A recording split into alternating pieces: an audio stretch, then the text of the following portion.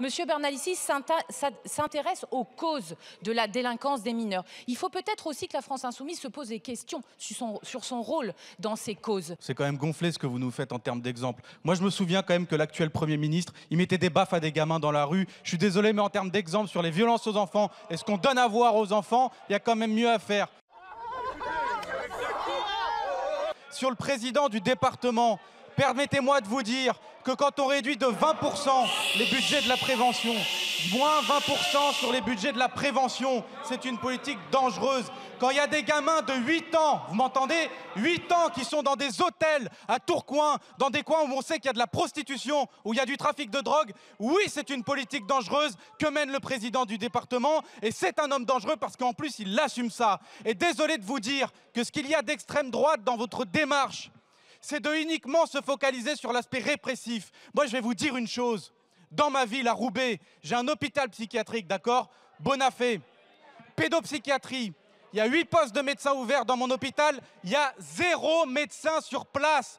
Comment vous voulez que des enfants qui aient des difficultés, qui souffrent de troubles, de bipolarité, de schizophrénie, qui souvent se font du mal à eux-mêmes parce que vous parlez beaucoup des enfants qui sont dangereux pour les autres. Il n'y a pas un moment où vous parlez des enfants qui se font d'abord, qui souffrent et qui se font du mal à eux-mêmes, qui se mutilent, qui font des tentatives de suicide. Et bien dans ces structures-là, qui sont censées être les premières qui prennent soin de la santé mentale des enfants, qui parfois passent à des actes dangereux, il n'y a pas de médecin chez moi, d'accord ? Donc il n'y a pas de prescription. Et derrière, vous êtes en train de nous dire qu'il faut renforcer les sanctions. Peut-être avant ça, il faut prendre soin de ces gamins parce qu'ils vont mal. Et la vérité, c'est que c'est parce que c'est pas vos enfants que vous en avez rien à faire. Parce que c'est pas vos enfants. Bon, comme d'habitude, monsieur Guiraud, vous êtes dans l'invective, dans des propos ignominieux. Et on connaît à la fois votre extrémisme, vos relations avec des personnes qui ne respectent pas la République, chacun les connaît. Et vous avez été vous-même à plusieurs reprises dans la presse devoir dû... Non, mais je maintiens tout à fait bravo, M. Guiraud, il suffit de consulter rapidement Internet. Heureusement, il n'est pas encore dans le dictionnaire. Mais surtout, ce que je veux dire, M. Guiraud, c'est que... Ce qui est certain, M. Guiraud, c'est que vous êtes loin d'être un homme courageux. Vous attaquez personnellement citant le président du département du Nord comme un homme dangereux, mais il n'est pas là pour vous répondre, M. Guiraud. Vous êtes un courageux à petits bras. Monsieur Darmanin, cher voisin, quand vous accusez les gens d'avoir des accointances avec d'autres, dites-les non. Soyez courageux. Mais voilà, mais je l'attendais, l'imam Iqiyoussen. C'est la personne avec qui monsieur Darmanin mangeait, faisait des dîners. Non. Parce que quand on regarde sur Internet, c'est ce qui se passe.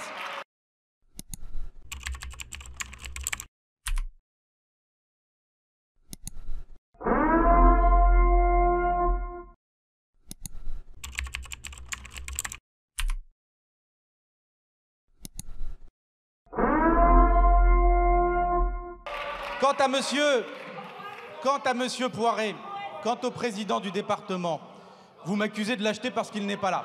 Pardon, excusez-moi de vous rappeler que moi, je l'ai eu en face de moi il y a une semaine, je lui ai dit les choses qu'il y avait à dire. Et de la même manière qu'il y a une semaine, j'étais en bas de l'hôtel du département avec des milliers de travailleurs de la prévention, justement pour lui rappeler ses responsabilités. Dignité pour les victimes. Toutes les victimes sont dignes. Les victimes de l'abbé Pierre sont dignes. Moi-même, quelque part, je le suis. On l'est tous. Il a du respect, quoi. Je veux dire, François Bayrou à côté, c'est le politicard, quoi. Voilà, je le dis de cette manière-là. Il sort les bons mots. Je n'étais pas au courant. Ah, vous savez, je connais pas tous les amis de ma femme, etc. Enfin, vous voyez, c'est bon, quoi. Je veux dire, allez, chut, on arrête là. On arrête le cinéma. Il y a eu combien de gamins qui ont été massacrés dans cet établissement? On ferme, temps mort, etc. Qu'on arrête un peu. Et c'est les victimes qui sont là. Moi, je trouve ça scandaleux, franchement. Sincèrement, j'entends ça. J'entends la dignité, effectivement, de quelqu'un que je connais en plus comme Alain. Je vois mes autres camarades qui sont derrière, qui disent rien, vous voyez, qui sont là. Ah bah oui, puis lui, il les appelle toujours François Bayrou. Vous avez entendu dans son discours? Les garçons qui sont derrière. Les garçons, en fait, monsieur Bayrou, sont des hommes, en fait. Ils étaient garçons quand ils étaient victimes. Aujourd'hui, ce sont des hommes. Non, ce sont plus... Arrêtez de nous infantiliser, là, les victimes. On n'a pas besoin d'être infantilisés. C'est scandaleux de se comporter comme ça. Il y a des enfants en danger, et lui, il découvre un océan, pas un océan, un continent de je sais même plus trop quoi, enfin, inconnu. Enfin, on a l'impression de partir en terre inconnue ou je sais pas trop quoi. C'est une honte de dire ça, franchement. Mais sincèrement, vous avez raison de repasser ça. On entend en plus la voix d'Alain, etc. Enfin, pour le connaître un peu, c'est quelqu'un d'hyper digne, etc. Moi, je le dis, je suis révolté parce que moi, je fais partie des 22 signalements de la SIAZ. Ils découvrent ça aussi. Moi, j'ai été violé entre l'âge de 8 ans et 11 ans. L'église savait, n'a rien fait. Et aujourd'hui, c'est la congrégation de Moscou, on leur confie des mineurs non accompagnés, on leur confie des enfants en situation de handicap, avec les mêmes personnes qui étaient au Rennes quand ils savaient aussi pour la personne qui me violait. Et tranquillement, on va dire, ouais, on sait pas, machin, etc. Bah, attendez, je vais vous dire ce qu'il faut dans ce pays. Il faut un peu de courage politique. C'est très simple, en fait. Vous avez une justice. La justice, c'est pas l'Église, c'est pas l'Église qui doit traiter. En fait, c'est eux-mêmes se faire justice eux-mêmes. C'est la justice. Il y a une justice d'exception. Il y a un massacre de masse, 330 000 victimes de pédocriminalité dans l'Église. On compte même pas les enfants en situation de handicap. On est à plus d'1 million. Ça veut dire que la justice, elle doit répondre à tout ça. Elle doit dire évidemment, temps mort. On met ça sous quoi? Sous contrôle judiciaire. C'est ce qu'a fait l'église de Chicago sur l'État de New York, etc. C'est ce qu'ont fait les Australiens, etc. Non, en France, on dit ah non, ça c'est pas la religion, vous comprenez, etc.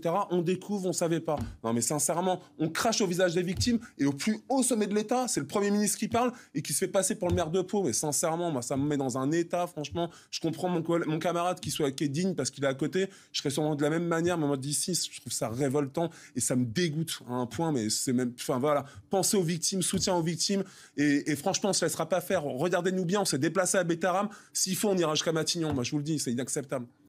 Monsieur le Premier ministre, hier, ici, vous avez menti devant la représentation nationale, devant tous les Français. Je vous ai interrogé sur votre conduite face à la révélation d'agressions sexuelles, de violences et de viols commis sur au moins 112 élèves de l'établissement privé béarnais Notre-Dame de Bétarame. Vous m'avez répondu n'avoir jamais été informé. Vous avez menti. Mediapart révèle que vous receviez encore le courrier recommandé d'une victime en mars 2024. J'ai rappelé qu'alors ministre de l'Éducation, vous aviez manifesté votre soutien à l'établissement après une première plainte pour violence sur un élève. Vous m'avez répondu ne plus être ministre au moment de son dépôt. Vous avez menti. La plainte fut déposée en 1996. Vous quittiez le ministère l'année suivante. Monsieur le Premier ministre, vous avez menti aux députés pour dissimuler votre connaissance de violences sur des enfants que vos responsabilités passées vous imposaient de dénoncer. Le mensonge d'un ministre devant la représentation nationale, a fortiori du premier d'entre eux, est d'une immense gravité.